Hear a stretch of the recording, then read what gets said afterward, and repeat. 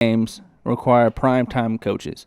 We talked about primetime game like the College Football National Championship. Now it's time to go over to Boulder, Colorado, and coach Deion Primetime Sanders moving on from Jackson State to Colorado. I want to know your Taylor, your thoughts of his potential impact, and could we see Colorado play for a playoff spot come next season or within the next 2 seasons at least? And if not, the next 2 seasons, when? I could see it in 2 years. In 2 years. mean, as soon as the decision was made and it was public information, people already started saying like, "Oh yeah, I'm going to Colorado." Like, Colorado's the place to be now. Yeah. And I don't blame them. I mean, if you see what he did with Jackson State, he put them on the map. Like, before, like 2 years ago, if you were like, "Yeah, Jackson State," you'd be like, "Who? What? What are you talking about? Where's Jackson State?" Now they make it on ESPN. They were on College Game Day. They're getting coverage, back-to-back championships, I believe, and this season undefeated. Yeah. I mean, if you can go and turn around a school like that, you're going to succeed and you're going to do well in a Power 5. I think Colorado had one of their worst seasons. 1-11, man. Season. 1-11. Yep. I think that is so while Deion Sanders is there, I think that's a thing of the past. 100%. He's already got a bunch of recruits coming from, or not recruits, but players coming, following him from Jackson State. He's already got a bunch of people that are in the transfer portal that are already like, "Yeah, I want to go to Colorado." You've got a bunch of recruits that are now saying like, Colorado might be the place to go. If they can pay the man, they'll be good to go. Yeah, their athletic director said, "Yeah, we'll find the money somehow." Yeah. It's not going to be a problem, but we don't have it now. Deion's impact on a university is probably the greatest impact I have personally ever seen from a coach. And why I say this is because Colorado, in order to get Deion said a lot of these transfer to get these top kids, they require, like, they want to major in X, Y, and Z. That Colorado either used to have that major and just got rid of it due to financial situations or financial reasons. Whatever the case, Deion said, "I'll take the job if you reinstate these majors, because that's how I'm going to get these kids." Because a lot of these kids in the portal, obviously, you're still a student, so you got to have your credit transfer over. Yeah. So he's trying to make sure that those kids that he brings in, their credits are going to transfer over to Colorado, and they're not going to extend a year to graduate, or they can still get the degree they initially wanted, or at least similar. That's pretty big time for a football coach to come in and say, "Hey, I need you to work on your academics." And then they're like, "All right, cool, we got you." I don't see a coach doing that. Most coaches would be like, "Hey, you can come here. We don't have your degree. Don't know what's going to do with your credits for transferring, but you will be able to play football here." And then to go on to the point where you said people want to play for Deion, it's 100% the case. You've already seen through Twitter and everything like that in the transfer portal. The moment he signed, Trey Sanders tweeted at Deion saying, "Hey, I think I can see myself playing in Colorado." Obviously, he's a former 5-star number 1 running back in the nation. That's a big-time get. And you got a couple other guys. They're bringing Kevin Coleman, who's a former 4-star, 5'11" receiver who went to Jackson State. He's going to Colorado. Travis Hunter, wide receiver / corner, is already on his way to Colorado. They got Shedeur Sanders, who's obviously his son, who was a 4 borderline 5-star quarterback, who was going to be the quarterback of Colorado. They are bringing, like he said in his first meeting, Louis Vuitton luggage. And the kids there, either you want to stay and compete and earn your spot, or, like he said, hit the portal. Now, he caught a lot of shade for that. Yeah. But I personally enjoy that. Not enjoy, but I like what he said, because most of the time these coaches will be like, "I want to keep everybody possible. I want to keep all these guys just in case something happens. We got them." But he was honest and truthful with them. He said, "Look, some of you guys aren't going to make it. Some of you guys aren't going to start. Some of you guys won't even have a spot on this team. So if you think that you're not going to be able to compete and make a starting position, hit the portal, find somewhere that you will fit in, because I'm not going to sit here and waste your time, and I don't want you to do that." Yeah. That's a good coach to me. I'd rather have a coach that's brutally honest and be like, look, your talent's going to be wasted here. You're not going to have a career after this because you're not going to get any playing time, and you're just going to waste everything you've got. So instead, he said, pack up your stuff, hit the road, go find somewhere where you can get playing time and get exposure. That's a great coach. He's looking out for players that aren't even going to be on his team anymore and making way for all these other players he knows that's going to have a starting position. I like it. Yeah, I agree. Now, and he said there has been some fire under him leaving Jackson State, which is obviously an HBCU, historic black college or university. People have been saying that he said that, and there was a coach, can't remember what school he went to. I think maybe Georgia Southern or something like that, or Alabama State. And he said Deion's not SWAC. He said this like last year. Deion's in it basically for Deion. And then people are like, oh, he was right because Deion left for a PWI in Colorado, which is, if you guys don't know, is primarily white institution. And that he's not basically for the black community. And Deion came out in defense saying, I'm black. Like, I can't change that. But what I'm here to do is make men or boys into men of all shades and bring that swagger and bring attention to black coaches and stuff like that. And it's important to note that while, people are saying, hey, we need diversity, we need coaches we need minority coaches to get hired. This is a major issue when a minority coach gets hired, especially from an HBCU, which, by the way, Deion Sanders is the first HBCU head coach to go and coach at a P5, basically get a raise and go to P5 ever. So that's already changed the landscape of HBCU. So you can't complain about not having. Joy Taylor said this on ESPN. She said you can't complain about opportunities and jobs and then get mad when the coach takes that opportunity and job. Yeah. like you can't say we want a big-time opportunity and we deserve it, and then when they take it, you're like, now you're mad at him for taking it. And they're like, well, why isn't it? Some people say, why isn't Jackson State an opportunity? It's to bring attention to minority coaches. That it's going to have to be. You're going to have to. Best way to put this, you're going to have to take over PWI as a head coach. Like, people are going to want to play for you, black, white, Hispanic, whatever. Especially with Deion Swagger, I think he's the face to do it, to put that face for minority coaches and primarily white coaching jobs that you see in the P5. And I think he's the man to do it in Colorado. He's bringing attention to Colorado already. Their social media went from like 72,000 to 1.2 million overnight, which is big time. So it's already getting them light. And then this is what. So I'm gonna let you interject on this after I tell you this story. And I didn't know this about what Deion and Jackson State. And the main reason why he left. One, Jackson State decided not to renew his contract. So what you want him to do? Just not have a job? But two, so according to some Albert Coleman source, this is from Twitter, guys, JSU is on the hot seat for misuse of football funds. Individuals were stealing money from the football program by moving it to general funds and scholarships for the school, stealing from PrimeTime and the players. 80% of why Deion Sanders is leaving. The plot thickens, Coleman says. JSU put in Deion's contract after $30,000 in ticket sales. He would receive a percentage of the sales that he never received the whole time he was there. The ticket sales randomly went missing every time Deion asked for the money. Deion, the football team, nor the staff saw any of that money. There was a lucrative TV deal in place, and Deion wanted to get that to make more exposure for the HBCUs and the players there, and the university turned it down. They did not want the exposure. Deion, with his own money, then built a new locker room, tennis courts, and all new designs. All came from Deion's pocket. The new player lounges, etc. Deion. He used his own money to feed his players, pregame meals, all the fancy meals that you saw players eating, that was on Deion. When Jackson State went to the Celebration Bowl last year, the school didn't want to give any money back to the athletics. Deion used a lot of his personal money to fund numerous things around campus.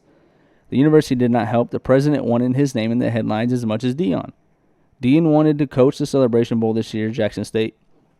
President said no, and the Celebration Bowl was sold out.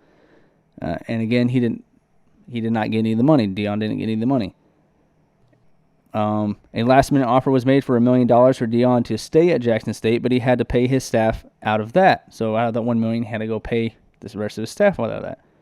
After that, there was no new offer made after his 12-win championship success. And obviously, he was making roughly $300,000 a year after all his payout and paying his coaches, and now he is making, I believe, $8 million. So you cannot fault a man for taking a promotion, and not only you want him to stay when he's already been slighted by the exact HBCU that he tried to build up and give exposure to, and then go, we'll give you $300,000 after you pay your people, and then turn down $8 million. Who in their right mind turns down $8 million a year compared to $300,000? I'll let you expand on that. That's the story going around right now on why Deion left. I would personally like to hear from Deion Sanders and have him,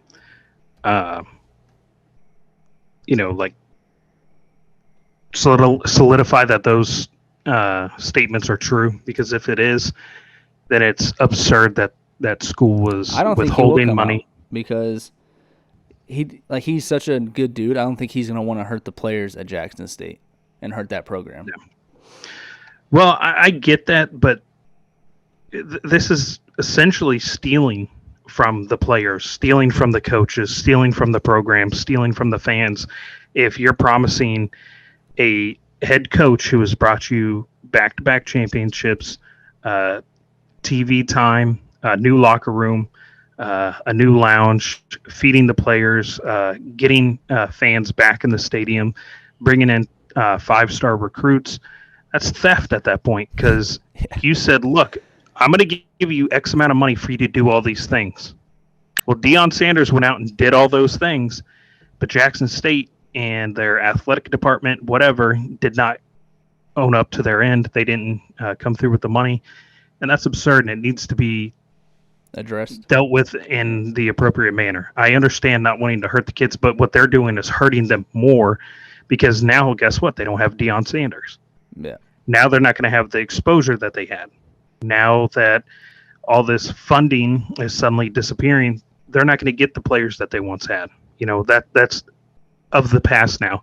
And all the fans and everybody that were booing Deion in their championship game, they were playing songs over the intercom, pretty much saying bye, get out of here, whatever. Yeah. You have nobody outside of Jackson State to thank for that. This man took money out of his... Yeah, don't shoot the foot that... don't shoot the hand that fed you. Yeah. Right. This man took money out of his own pocket to do all these things. You should be praising him for everything that he did. Because I'll tell you this much, I am not that type of man. Deion is 10 times a better man than I am, because I would not sit there and say, oh, you want me to pay your coaches or people who you employ out of my paycheck? I'm out. I'm gone. Yeah. You told me you were going to pay me X amount of money. Why do I have to pay people that are on your payroll? I know they're my coaches that I selected, blah, blah, blah, but they're on your payroll. You have to pay them. Why should I have to go out and pay for a new locker room? This is your team. Why should I have to buy a lounge? This is your team. You should want to be successful as a program. So why should I have to go out and pay for the food for these players? They're under your scholarship. Why should I have to go out and get the TV time? It's your school. I'll be here to promote it. I'll be here to back everything up. I'll be here to ensure everything runs smoothly. I'll be here to coach. I'll do the interviews. I'll do everything else I can. But why should I have to pay for your program to do everything that you said that you would do? Especially when he was bringing in so much more money to that program than they had originally. There's some type of money laundering going on. If every single time they sell out a stadium, suddenly the money's just not there. Yeah. Where's the money going? You got the money. The seats are filled. It's sold out every single time they play a home game. Where's the money going? There needs to be some type of internal investigation that goes into the team to figure out where the money was going, if it wasn't going to Deion, if it wasn't going back to the school, if it wasn't going towards the players. Especially if it was in the contract. Yeah, and it wasn't going towards feeding the students or going towards scholarships or stadium upgrades or TV exposure, whatever it is. Somebody needs to figure out where that money went. Yeah. And I don't blame Deion for wanting to leave. Nobody in their right mind would turn down $8 million when they're not even getting paid 30% of ticket sales time and time again, when he's the sole reason why the games are getting sold out. He brought in the 5 stars. He built all this stuff. He's the one with the swagger. He's the one with the experience. He's the one with the knowledge. He's the one with the genuine attitude. He's the one who comes in, and is the genius on the field that made all that happen, and he's not getting paid. I'd be out too. I don't blame the man whatsoever. I'm happy that he got this opportunity. I'm happy that another school said, that's a man who knows what he's doing. That's a man that knows how to connect with kids. That's a man that knows the game of football. He can turn a program around, take us from 1-11, and probably get us to a winning record. If not in 2 years, get us to a spot where we could possibly push for the playoffs. Yeah, I'm glad that somebody saw that and gave him the opportunity to be a head coach in a Power 5.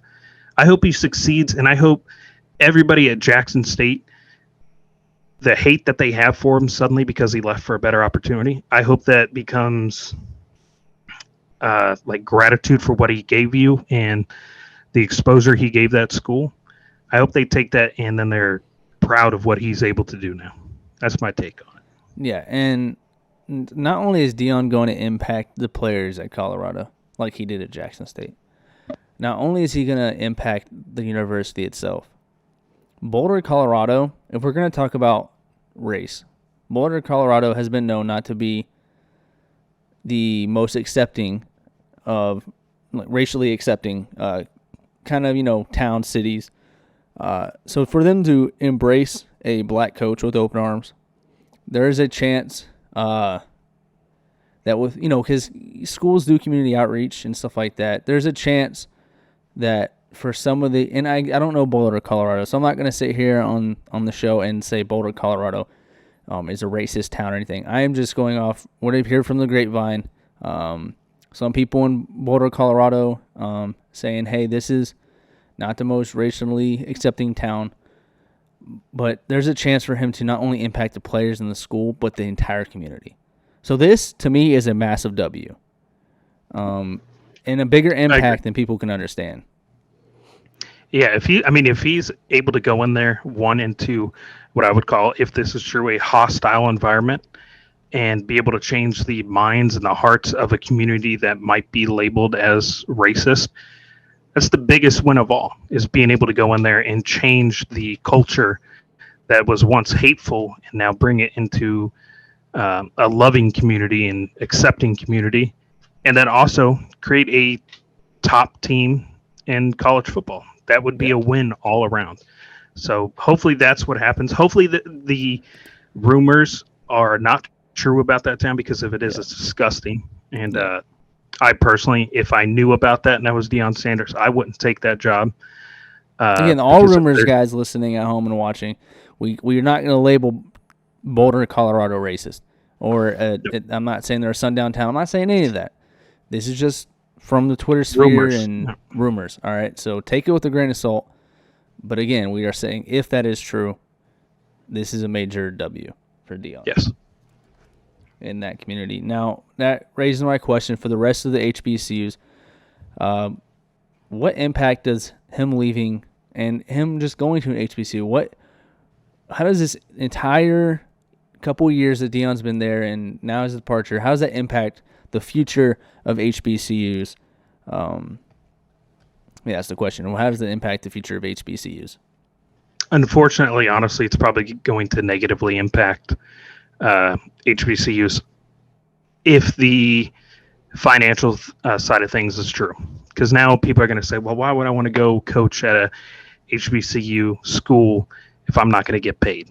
Yeah. If Deion Sanders, the man Deion Sanders, couldn't get paid, why are they going to pay me? Yeah. It causes a lot of conflict for coaches that probably wanted to go coach at these types of universities, but now because Deion was there, if he was still there, it would probably grow and grow and grow, and then the schools would start getting the exposure that they deserve, and they would start getting TV time. ESPN2 and stuff, and they've been getting exposures.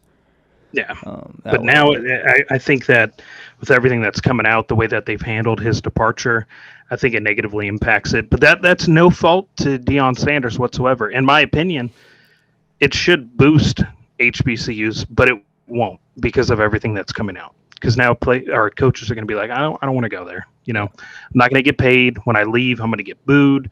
If I don't give all of my money back to the school that the school won't put back into the program, I'm going to get booed, and people are going to think that I sold out, whatever. Unfortunately, that's the way it's going to go down, and this is probably, unless another, you know, extremely well-off, talented, and famous retired football player comes in and starts coaching, I think it's about the last time that we'll really hear or get coverage on an HBCU school, unfortunately. Yeah, I have mixed feelings. It's kind of a plus or minus. Deion not being there has a chance for them not to get. I mean, his HBCUs and not just Jackson State. There's FAMU, South Carolina State, etc. Some pretty good programs down there actually with the HBCUs. They are underfunded, severely underfunded as a whole, not just at the athletics, but as far as academics, dormitories, everything in that aspect. Wish we could find a way to obviously find some funds to support HBCUs on the grand scheme of things. I think Deion helped with that. I think Deion helped with the exposure being put on ESPN, Jackson State's games being put on national television.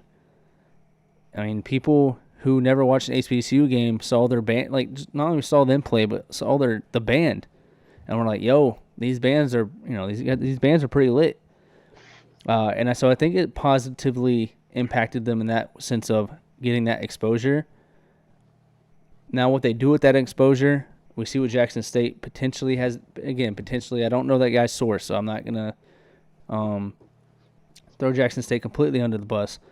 But if that's true, we've seen what Jackson State with that exposure has done, and that potentially has impacted HBCUs in a negative way. Deion leaving, yes, it's going to have some sort of slight negative impact as far as viewership. Not many people are going to be interested because Travis Hunter was there, Shedeur Sanders was there as far as the top end talent. It's not there anymore. But HBCUs have always had gems. We had Shannon Sharp. We've had Jerry Rice. These are some Walter Payton. These are some top-notch guys that have come out of HBCUs. So I think the HBCUs have a bright future, but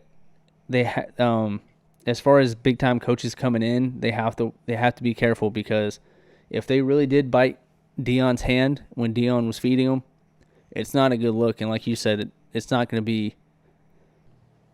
Coaches aren't going to want to come to HBCUs at that point, like big name coaches. And I'm not talking about, imagine Calvin Johnson saying, "Hey, I want to get into coaching." He's like, "I'm going to go to," and that's a big name. People are going to watch Calvin Johnson. People love Calvin Johnson. And then he goes, "I'm going to go to, Alcorn State." People are going to watch that. But does he be more weary?